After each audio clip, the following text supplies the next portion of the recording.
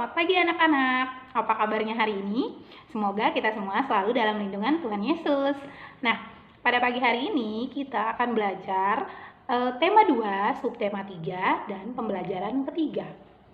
Oke, sebelum kita mulai pembelajaran, sebaiknya kita berdoa terlebih dahulu. Oke, berdoa dimulai.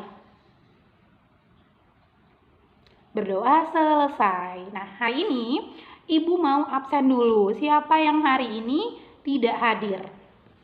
Ada yang tidak hadir? Atau ada yang tanpa keterangan? Oke, cuma satu sakit dan yang lainnya hadir ya. Oke, sekarang kita boleh buka buku pelajarannya. Oke, langsung saja ke video pembelajarannya. Pembelajaran ketiga, ayo berpendapat. Persatuan merupakan hal yang penting yang harus dilakukan dalam kehidupan keluarga, sekolah, dan masyarakat. Dengan persatuan, kita dapat menjalankan kehidupan dengan damai. Salah satu contoh perilaku yang mencerminkan sikap persatuan adalah piket kelas. Dalam kegiatan itu mencerminkan sikap persatuan karena kita bersama-sama membersihkan kelas, bekerja sama. Nah, bagaimana dengan bentuk persatuan dalam meraih kemerdekaan Indonesia? Ingat kembali tentang perjuangan para pahlawan bangsa Indonesia mengusir penjajah. Bagaimana cara para pahlawan dalam membela kemerdekaan? Nah, hari ini kita akan belajar yang pertama mengoreksi kesalahan kalimat efektif dan kosakata baku buat teks. Yang kedua menjelaskan cara pelestarian hewan dan tumbuhan. Ayo menulis mengoreksi kesalahan kalimat efektif dan kosakata baku dalam sebuah teks. Setelah proklamasi kemerdekaan dilaksanakan, berita proklamasi disiarkan melalui siaran radio. Seluruh rakyat Indonesia mengetahui dan menyambut gembira tentang berita proklamasi tersebut. Kita akan membaca teks bersama. Ini adalah salah satu teks tentang media yang digunakan dalam penyebaran berita proklamasi kemerdekaan. Penyebaran berita proklamasi. Setelah proklamasi kemerdekaan dikumandangkan, pada hari itu juga salinan teks proklamasi disampaikan kepada Kepala Posokan Region U atau Pusat Jawatan Radio, sekarang RRI. Waidan B. Pelenewen, ia menerima teks proklamasi dari seorang wartawan kantor berita Domeni, sekarang kantor berita Antara, yang bernama Syahrudin. Selanjutnya, ia memerintahkan operator radio tersebut, Efus, agar berita proklamasi segera diudarakan. Oleh ketiga penyiarnya, yaitu Yusuf Ronodipuro, Baktiar Lubis, dan Suprapto, berita proklamasi disiarkan 3 kali berturut-turut. Setelah siaran kedua, seorang tentara Jepang masuk ke ruangan radio dan marah karena penyiaran berita proklamasi tersebut. Tentara Jepang pun memerintahkan penghentian siaran tersebut. Namun, atas perintah Palenewen, berita proklamasi tetap disiarkan. Jepang juga mulai memimpin angkatan bersenjatanya di Jawa meminta kepada Domei agar merawat berita tersebut dengan menyatakan bahwa berita tersebut merupakan sebuah kekeliruan. Lagi-lagi permintaan Jepang diabaikan. Sebagai akibatnya, kantor berita Domei disegel pada 20 Agustus 1945. Sekalipun pemancaran pada kantor Domei disegel, para pemuda bersama Yusuf Ronodipuro yang merupakan seorang pembaca berita di Radio Domei ternyata berhasil membuat pemancar baru dengan bantuan para teknis radio seperti Sukarman, Sutamto, Susila Harja, dan Suhandar. Mereka merupakan pemancar baru di Menteng 31 dengan kode panggilan DJK1. Dari situlah selanjutnya berita proklamasi kemerdekaan disiarkan. Setelah membaca teks di atas, kita akan mencari informasi penting dari setiap paragraf yang ada di teks tadi.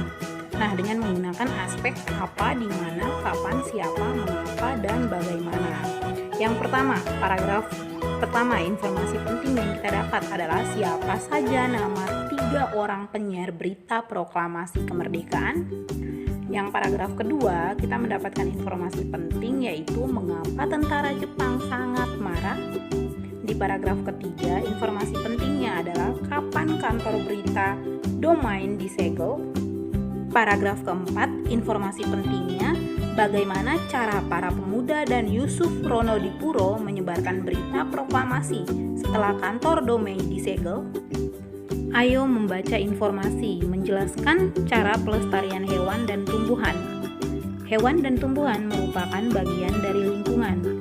Hewan dan tumbuhan yang ada di lingkungan sekitar dimanfaatkan manusia untuk memenuhi kebutuhan hidupnya. Namun, ada pula manusia yang memanfaatkan hewan dan tumbuhan secara berlebihan untuk mendapatkan keuntungan ekonomi yang besar. Kegiatan pemanfaatan tersebut seringkali tidak memperhatikan kelestarian populasinya, sehingga mengarah pada ketidakseimbangan lingkungan bahkan kepunahan. Contohnya adalah yang terjadi terhadap harimau Sumatera.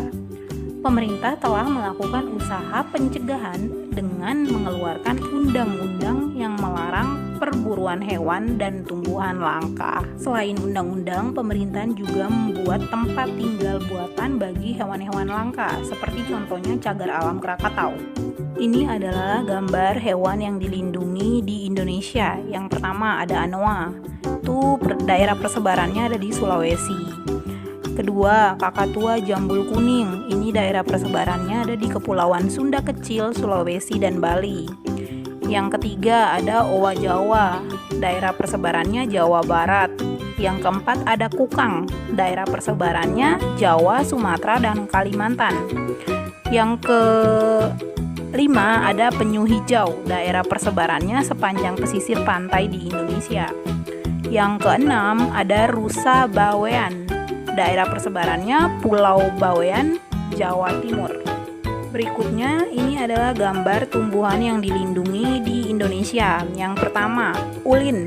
Daerah persebarannya di Sumatera dan Kalimantan. Yang kedua, damar. Daerah persebarannya di Kepulauan Sunda Kecil, Sulawesi, dan Bali.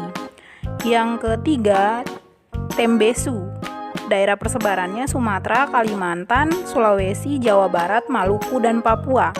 Yang keempat, itu bayur. Daerah persebarannya di Kepulauan Indonesia. Yang kelima, jelutung. Daerah persebarannya Sumatera dan Kalimantan. Yang keenam, anggrek larat. Daerah persebarannya di Pulau Larat dan Maluku. Nah, di pembelajaran sebelumnya di tema 1 kita sudah pernah membahas tentang kawasan konservasi ex situ dan in situ. Pelestarian in situ adalah pelestarian yang dilakukan pada habitat asli hewan atau tumbuhan tersebut berada. Contohnya suaka marga satwa, hutan lindung, dan taman nasional. Sedangkan pelestarian ex situ adalah pelestarian yang dilakukan di luar habitat aslinya. Contohnya kebun botani, taman safari, kebun binatang, dan penangkaran.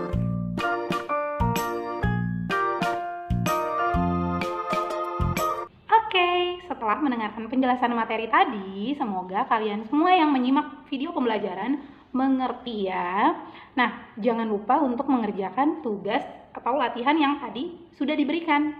Nah, tugas dan latihannya akan dikumpulkan di pembelajaran selanjutnya. Oke, sampai di sini dulu pembelajaran hari ini. Sampai jumpa di hari berikutnya. Shalom.